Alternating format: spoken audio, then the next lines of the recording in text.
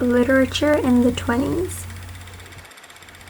Literature in the 20s was significant because it molded a part of current Canadian culture, gave Canada a place on the world stage, and allowed Canadian authors to have a new writing style separate from existing American literature.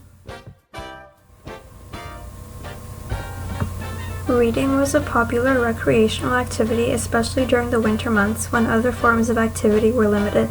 Prior to radio and television, most people gained knowledge of the world and current events through printed material.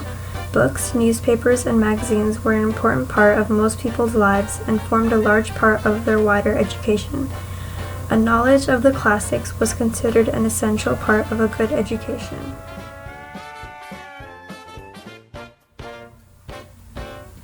Stephen Leacock was one of the main literary figures in the 20s and is significant because many things are named after him today, which shows that he is remembered. He wrote many humorous novels, including Sunshine Sketches of a Little Town, which was his best-selling novel. Mazo de la Roche is another major figure in literature, mainly for her Jalna series, which brought her fame and fortune, as well as things being named after her. Morley Callahan wrote Strange Fugitive, which was one of the first mystery novels introduced that intrigued Canadians.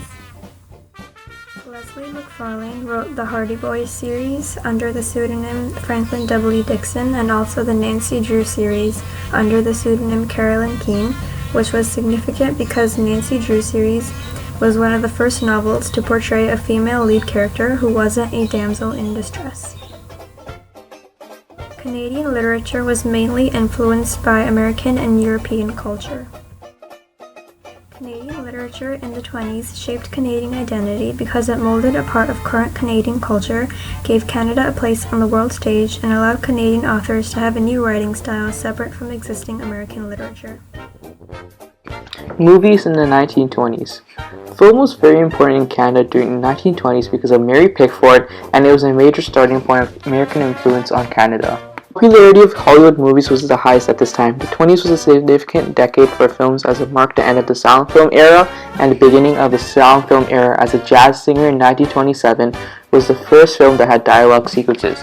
Famous genres of movies were swashbuckler, horror, and modern romantic comedies.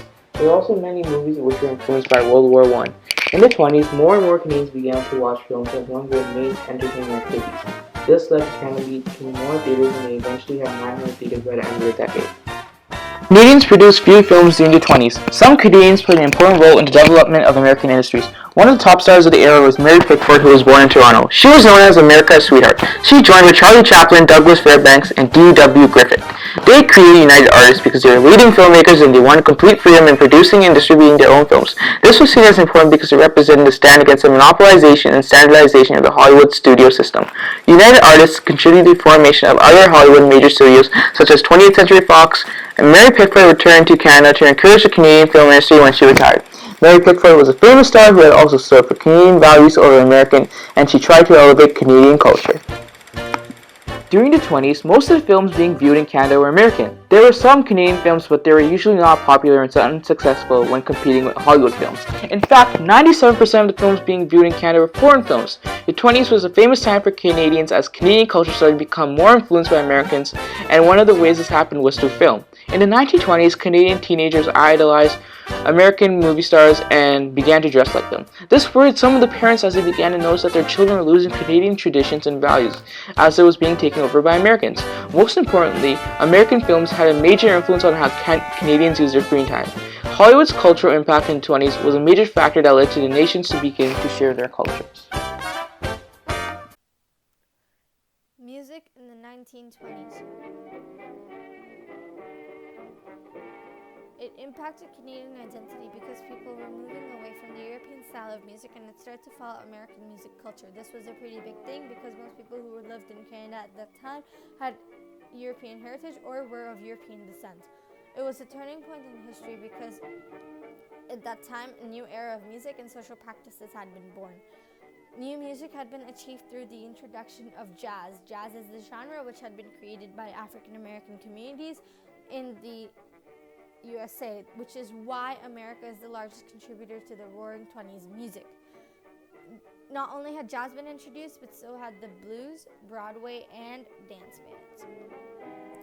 Nat Schilker and Paul Whiteman and their respective orchestras had been two of the most famous dance bands.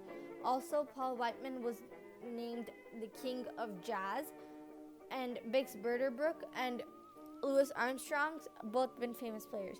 Ma Rainey and Bessie Smith were both blues singers, and Bessie Smith was also a flapper. Fanny Brice and Al Jolson were both well-known Broadway stars, and Al Jolson's tracks were very popular in the 1920s. The introduction to jazz also brought different social practices, because now young adults started to go outside and start to dance to jazz music, whereas adults still like to follow the traditional way of listening to music in the 1920s.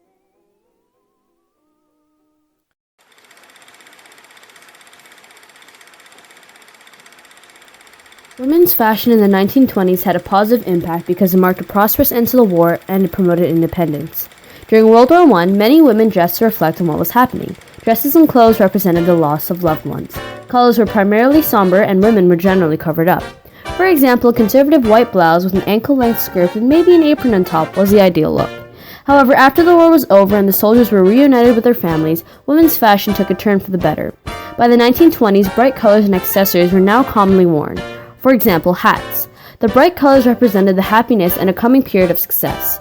The change of fashion also represented the social and political breakthrough that women faced and conquered. Part of the change in fashion was due to the jobs that women were doing because the men were at war. Many of the occupations demanded the wearing of uniforms, including trousers. The change of wardrobe was also a result of gender equality because, for example, many women had been given the right to vote. By saying farewell to the fitted corset, the style adopted was a loose, free, boyish look. This included short hair, shorter skirts, and a drop-waisted dress, which created a shapeless look. The 1920s is also an era called the Roaring Twenties. Many more women were working as per men, and they were heavily influenced by flappers. A flapper can be described as a woman who smoked, drank, danced, voted, cut her hair, wore makeup, and went to parties. She took risks, and she was a flapper. A famous designer who changed the way that we see fashion today was Coco Chanel. Chanel believed that women could still be active and remain elegant. Using this philosophy, she shortened skirts and used jersey in women's wear. Chanel believed that black was a classic, elegant look, and that all women should have this staple garment.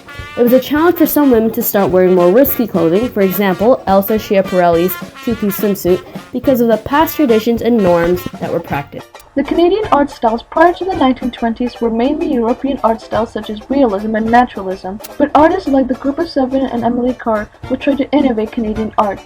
The Group of Seven were Emily Carr was a feminist artist and writer who lived from 1875 to 1945.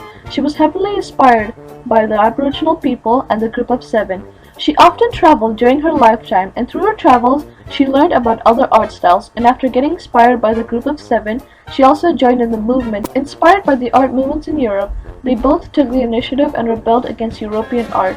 They shifted from painting how nature looks like to how nature feels like, and it's thanks to them they are now more modern. Now, why is this important? During 1910 to 1933, Canadian art was considered inferior to European art. But the Group of Seven and artists like Emily Carr chose not to accept this inferiority and break away from European styles and paint in a Canadian way. Art tends to reflect and influence culture, and the same applies to Canadian culture. Canadian culture does have European roots, and many Canadian artists refuse to let them go, but at the same time they want to have their own Canadian art style. This initiative to achieve a Canadian art style helps to reflect and influence Canadian culture, and in a way achieve Canadian identity through the arts.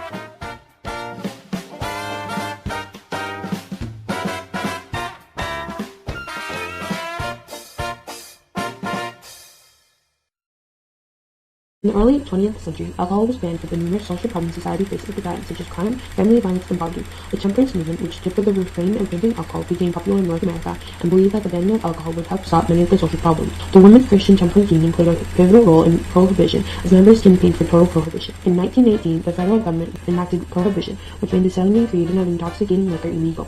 His prohibition lasted until a year after the war. Due to the fact that not all Canadians were happy about prohibition, it allowed illegal alcohol trade to develop. The American prohibition period lasted longer than that of the Canadians. From 1919 to 1933, Canadian alcohol companies had the opportunity to look the other way when their products were sold in the U.S. The illegal selling to Americans also led to smugglers known as rum runners that transported about 45 million liters of liquor into the U.S. every year. Two of the most famous rum runners are Rocco and Emilio Picariello. These rum runners were a few of many who sparked the start of organized crime in Canada. Rocco Perry was an organized crime figure in Ontario. He is known as one of the most prominent Calabrian mafia bosses in Canada and Canada's king of bootleggers. He built a liquor empire from Ontario into the United States. Rocco Perry started off by making his grocery store / import business into a speakeasy where people could drink and take part in other illegal activities. Since prohibition is still active in the U.S., Rocco Perry would disguise booze as drinks and ship them to New York and Chicago. Since selling liquor was illegal in Ontario, Rocco doubled his profits by re-importing booze back into Ontario. The situation of prohibition was the leading cause of organized crime in the 1920s. The rise of organized crime and mobs in the past has created the atmosphere for organized crime today, in which there are still gangs and groups committing felonies, causing trouble for society and law enforcement. Prohibition was also the result of the temperance movement, which were mostly spearheaded by women, thus becoming a huge stepping stone in the women's movement. The media coverage of mafias, organized crime, and notorious characters such as Al Capone have also become a major part of popular culture that still influences today's entertainment business.